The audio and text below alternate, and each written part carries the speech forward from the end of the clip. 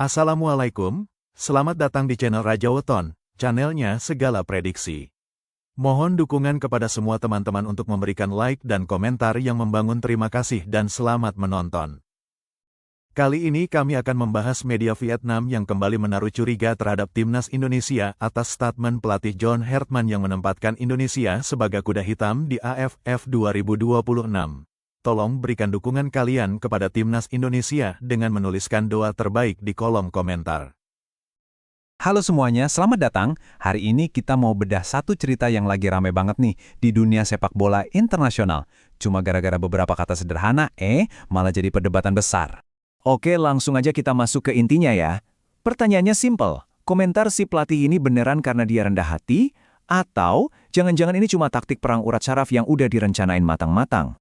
Uniknya, cerita ini tuh mulanya bukan dari komentarnya sendiri loh, tapi justru dari reaksi panas salah satu rival berat di kawasan Asia Tenggara. Nah, ini dia, media dari Vietnam, The Tal 247, langsung ngetek omongan pelatih Indonesia ini. Kata mereka, wah ini bisa jadi manuver psikologis nih. Yang bikin ini makin seru itu ya konteksnya. Timingnya pas banget. Semua ini kejadiannya persis setelah drawing group buat AFF Championship 2026. Wah, kebayang kan tegangnya? Jadi, emangnya mau ngomong apa sih pelatihnya? Kok bisa sampai bikin heboh begini? Ini nih, kutipan aslinya dari John Hertman, pelatih kepala Indonesia. Jelas banget kan, dia memposisikan timnya sebagai tim kuda hitam atau ya tim underdog. Kalau didengar sekilas, ya kedengarannya kayak komentar pelatih biasa aja kan? Tapi kenapa sampai dicurigai sebagai taktik? Nah, untuk ngerti ini, kita harus lihat dua sisi mata uang yang benar-benar beda. Oke, pertama-tama kita lihat dulu sejarahnya. Sisi ini kayaknya sih mendukung banget omongan Coach Hertman. Angka ini adalah jumlah piala AFF Championship yang pernah dimenangkan Indonesia sejak turnamen ini mulai tahun 1996. 0 besar. Dan kalau kita lihat perjalanannya, ya ampun, ini beneran cerita nyaris yang panjang. Bayangin aja, udah 6 kali masuk final, jadi runner-up terus, tapi belum pernah sekalipun angkat piala. Sakit banget kan? Tapi, tunggu dulu. Itu kan cerita masa lalu. Sekarang, kita lihat sisi satunya, yaitu kondisi tim Indonesia yang sekarang.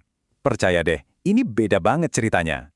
Perkembangannya itu pesat banget beberapa tahun terakhir. Skuadnya makin dalam, banyak pemain diaspora baru yang gabung, dan pengalaman main di level internasional juga makin banyak. Jadi bisa dibilang tim ini lagi on fire. Nah, disinilah letak konfliknya. Di satu sisi, ada sejarah yang penuh patah hati. Di sisi lain, ada masa kini yang penuh potensi dan lagi naik-naiknya. Makanya pas Coach Hertman bilang underdog, rival-rivalnya langsung mikir, serius nih, mencurigakan kan? Oke, semua ini membawa kita ke potongan puzzle terakhir, yaitu seninya mind game atau perang urat saraf dalam dunia olahraga. Jadi, mind game itu intinya bukan soal adu skill di lapangan, tapi soal gimana caranya menang di pertarungan mental, bahkan sebelum wasit niup peluit tanda pertandingan mulai. Ini soal main di kepala lawan. Nah, kalau kita lihat dari sudut pandang strategi, dengan bilang timnya underdog, Coach Hertman itu bisa dapat banyak keuntungan.